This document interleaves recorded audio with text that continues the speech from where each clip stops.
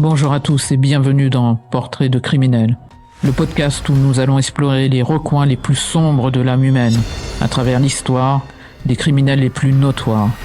Je suis Fatou et aujourd'hui, nous allons plonger dans l'esprit tordu et brillant de Graham Young, un homme qui a utilisé sa fascination pour la toxicologie à des fins meurtrières. Graham Young n'était pas un tueur en série ordinaire. Ses armes n'étaient ni couteaux ni armes à feu, mais des poisons subtils et mortels. Connu sous le nom de toxicologue du diable, il a semé la mort autour de lui, aussi bien dans son cercle familial qu'à son travail. Comment un jeune garçon fasciné par la science a-t-il pu devenir un meurtrier si calculateur ? Quelle est la véritable histoire derrière cet esprit dérangé ? C'est ce que nous allons découvrir ensemble aujourd'hui.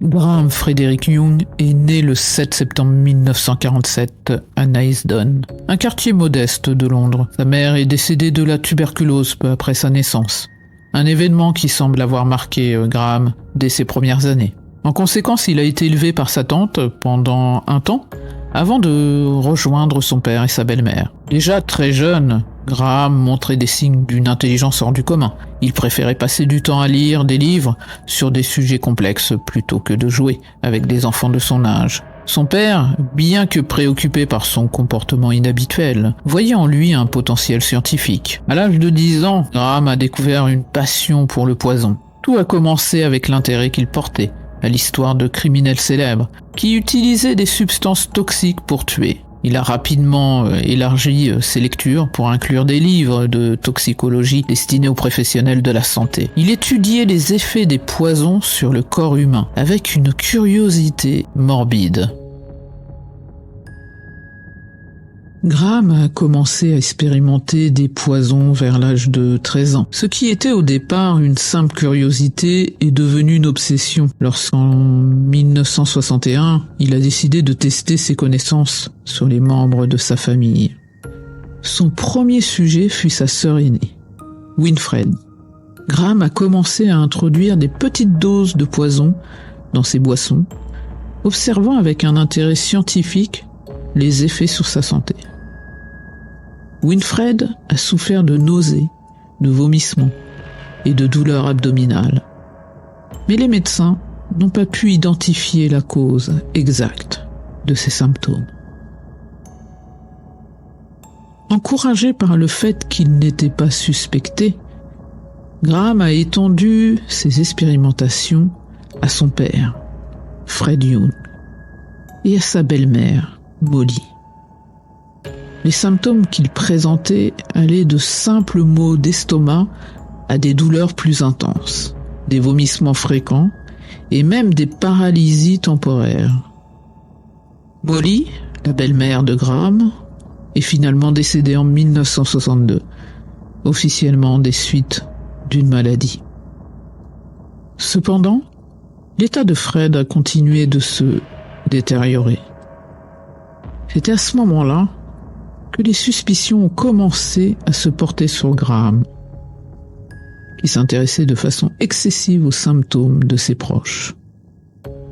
Après la découverte de son journal, dans lequel il notait méticuleusement les doses administrées et les réactions observées, Graham a été arrêté.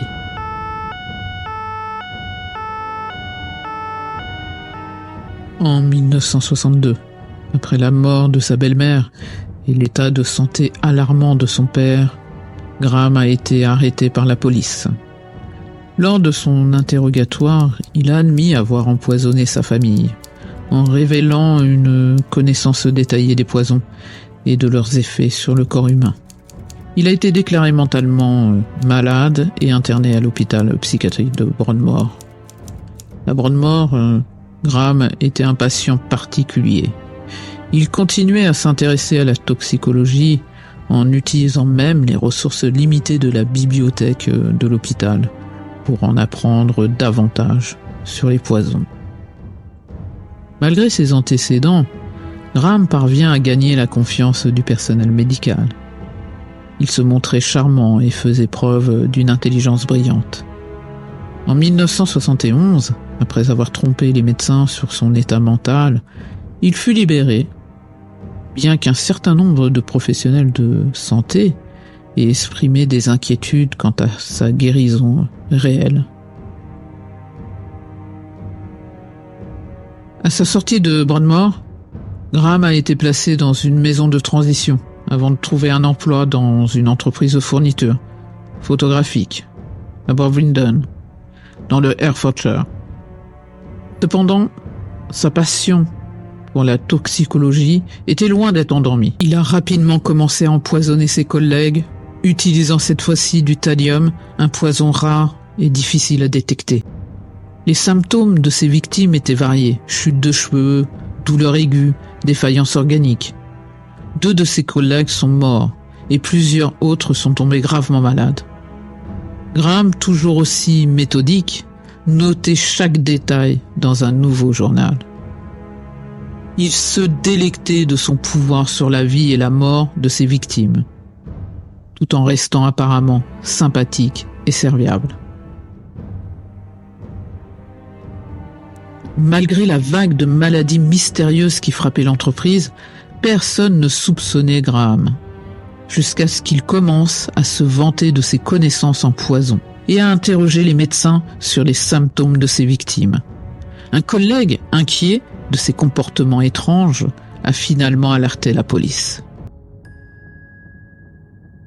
Une enquête policière a été lancée suite aux soupçons soulevés par le comportement de Graham. Les enquêteurs ont rapidement découvert des liens entre les morts mystérieuses de ses collègues et les poisons qu'il utilisait.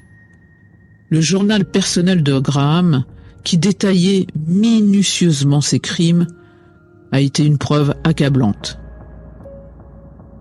Graham a été arrêté en novembre 1971 et lors de son interrogatoire, il a montré peu de remords, parlant de ses actes avec une froideur clinique.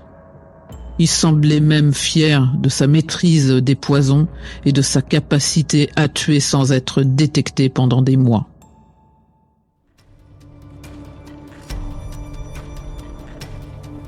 Le procès de Graham Young en 1972 a été très médiatisé. Les révélations sur son passé, sur ses méthodes et son absence totale de remords ont choqué le public. La Cour a entendu des témoignages de ses victimes survivantes et des experts en toxicologie qui ont expliqué comment Graham avait utilisé le thallium pour tuer. Graham a été condamné à la prison à vie pour les meurtres de ses collègues et les empoisonnements de sa famille. Le juge a qualifié de ses actes de diaboliquement pervers et a noté qu'il était trop dangereux pour jamais être libéré. Graham a passé le reste de sa vie derrière les barreaux, où il est mort en 1990 d'une crise cardiaque à l'âge de 42 ans. L'histoire de Graham Young est celle d'une intelligence brillante, détournée vers le mal. C'est aussi un avertissement sur les dangers de la fascination pour le pouvoir sur la vie et la mort. Comment un jeune homme aussi doué a-t-il pu dériver vers un tel niveau de cruauté ? Cette affaire soulève des questions profondes sur la nature du mal, la responsabilité sur la société et les limites de la réhabilitation. Comment un individu aussi troublé a-t-il pu passer entre les mailles du filet, non une fois mais 2 fois ? L'histoire de Graham Young est une sombre réflexion sur l'importance de l'évaluation psychologique, de la vigilance et de la gestion des comportements déviants. Nous devons également nous interroger sur l'impact de l'isolement, de l'obsession intellectuelle lorsqu'ils ne sont pas canalisés de manière positive. Dans le cas de Graham, son intellect exceptionnel n'a été que le vecteur de son penchant pour le mal.